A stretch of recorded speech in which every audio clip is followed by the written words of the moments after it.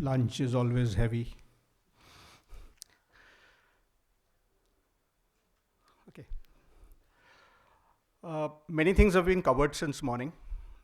General Pant spoke about, I'm just using some strings. Hive. Mohit spoke about Tata Power. Somebody spoke about Talon Manual. Uh, and of course, we also talked about, what is an attack, armed attack, cyber attack, where is the definitions, etc.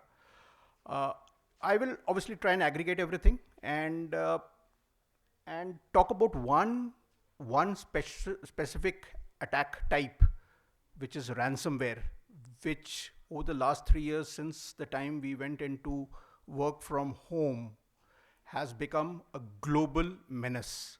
In fact, there was a ransomware group, thing,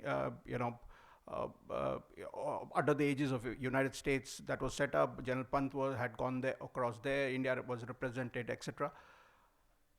We in TCS we handle over 3,000 customers globally, and this has become a issue that every 12 days, that is my frequency, that I or our organization faces a scenario of this for some of our customers. I will talk about one case study. I will not name it, but I'm sure people would figure out because somebody spoke about that name this morning. Okay, ransomware, I will not go into too much details. We all know what a ransomware is. It keeps changing its behavior. It's polymorphic. Before it encrypts your data or stops your business to discontinue, or your business continuity is impacted, it steals your data, exfiltrates it, puts it into takes it to a cloud server or somewhere. It's associated with a malware because finally the malware is encrypting your data. It extorts, that means it says, I need so many bitcoins. Strong encryption, that means you can't break it, and it identifies target. It attacks your backup solution. People said if you have backup solution like Dell Networker or any Commvault or some of these solutions, you're safe. You're not safe because it will detonate your media agent of your backup solution. Your backup servers will be destroyed. And the previous speaker spoke about ransomware as a service. So it's very straightforward. I go to the dark net. I spend a lot of time on the dark net. I go there. I take the toolkit. It's a handshake. We will share 30-70 of the money, and at the end of it, if it's a successful strike, one strike is all I need in my whole life. Then I'll live like an admiral in Gurgaon. Okay, so this is a typical kill chain. Somebody spoke about Lockheed Martin kill chain. This is, I've taken MITRE, which is more recent. An attacker, right from the time he starts an attack, admiral is here. They started it with reconnaissance. You went, you did a recce, and then you did your initial access, you executed, you played your cat and mouse game, and at some stage you launched your missile, and then you ran away. Okay, then you ran away and you met your objectives. So exactly, there is no difference in the cyber world than in our military paradigm. It's identical. So here it could be an email, it could be a website, it could be an infrastructure vulnerabilities, somebody coming in through a VPN or a Citrix server. Somebody spoke about tactics and techniques. So there are about 14 tactics and techniques going downwards. So an attacker could use his tactics and techniques, I will call it his strategy, to attack you. Okay, here is somebody who comes in, he need not do a reconnaissance. Why should he? If he knows enough about you, why should I do a reconnaissance? Or, why should I, straight away I'll get into an initial access and I have enough information. So I'll not go into too much of this. This is a typical ransomware kill chain right up to the, once you have gone in, got hold of foothold, something called persistence, you now executing your ransomware. That means you're going to encrypt all your environment and you're going to compel a person, complete blackout, detonate everything. And then before that, I will exfiltrate all the data. That means I will have your data. I will have tomorrow, I'll hold you hostage that I have your intellectual property. I have your personal data. I have your military plans. I have everything. And if you now so decide not to pay me, this is what I will give it to your adversary. I'll put it into anon files. I'll put it into breach forums, or I'll put it into any of these sites. It's just a typical attack pattern. It could be a vulnerable password. Somebody said 1, 2, 3, 4, 5. It could be a phishing email, one email coming with a link or a exe file embedded. You click on it, it takes you to it's called a watering hole or a typo squatting domain, or some, there are a lot of these jargons. It takes you to I would say a site or a thing which is basically, spoofing. And you go in and you put your credentials. Once you put in your credentials, you're dead duck. Or it could be exploiting a vulnerability in an application layer, infrastructure layer, etc. So once the initial job is done, he's now a usual user in the environment. Now he has to elevate himself to a privileged user. Privileged user is an administrator into infrastructure or things. So he would obviously, try and get hold of those credentials, install malware, which will try and, get hold of, we call it credential dumping, etc. And thereafter, he now needs to also persist, because he doesn't want to, once he's gone into your network, he wants to have that hold on you. Suppose you shut down this machine, he's finished, he's out of my network, no? Again, he has to start all over again. So he will install something so that every time you start up, auto run, it will execute. Your scheduled task will execute.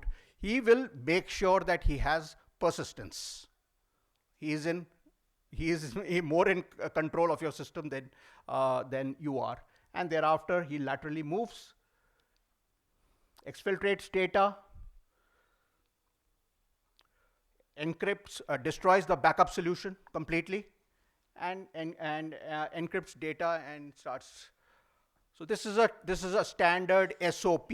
Any ransomware follows this life cycle. This is a recent case study of end of 2022. Anybody, any names? Yeah, anything. I will not say yes or no. Okay. So this was one. I will not still say it's in one of India's biggest energy company. Right from NCPC, office, everybody was involved. I'm from TCS. We don't do any work for this Tata Group company. On the 3rd of October, early morning, we were given a call by the Tata Group headquarters that we have a situation and we need the TCS incident response to come in. Okay. It was another American company which was supporting them, their SOC and their network infrastructure. I'll not name them. So we came in. This is what we saw. Or obviously, I was managing the incident response. I manage incident response for TCS, and I live at all the 3 levels: strategic, tactical, and operational, more so in the operational level. They were not using multi-factor authentication for VPN. Work from home. Obviously, some credentials got compromised. Attacker was legitimately logging into their environment as a privileged administrator or a domain admin or etc. He came in. He was, you can see, obviously 3 types of tools were used. Bloodhound to do a complete Active Directory reconnaissance. That means to find out computers, objects, users, groups, what is the environment. Cobalt strike to control whichever are the infected system, cobalt strike, so that he is controlling the environment. And Mimikatz to dump credentials, that means keep getting more usernames, passwords, so that he is now dominant force. And at some stage he may say, I am the actual energy company, who are you? He may eject you out of your own systems. So this cycle of credential theft and malware installation continued for 12 days before the day of the attack. This is retrospectively we are finding out.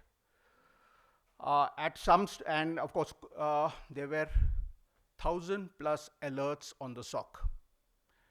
It is like a battalion charging in. If we say Kargil war, it is like somebody's coming in. And the threat actor is saying, do what you can.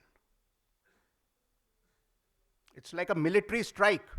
7th Fleet coming in. It was an attack as like this, not some attacker, 1 or 2 guys. It was a battalion or a corps striking you.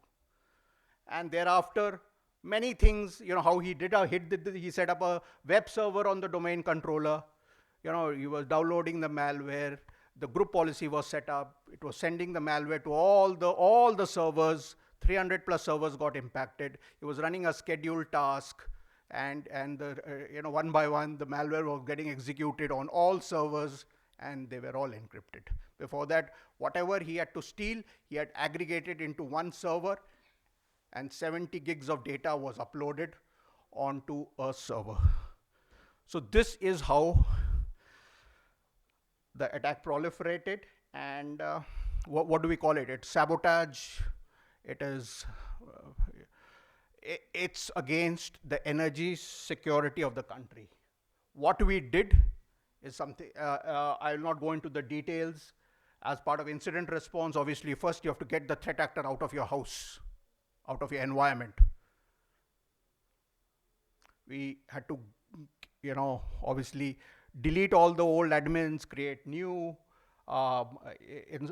multi-factor authentication. The threat actor was operating from an IP address so and so, which was the threat intel. But at the end of it, today with Tor network, nothing is permanent.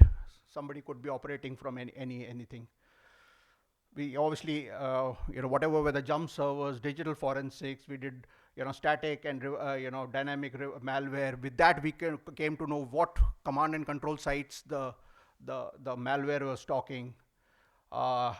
Then we also started talking to him on the dark web, At the end of it, as if I'm going to help your cause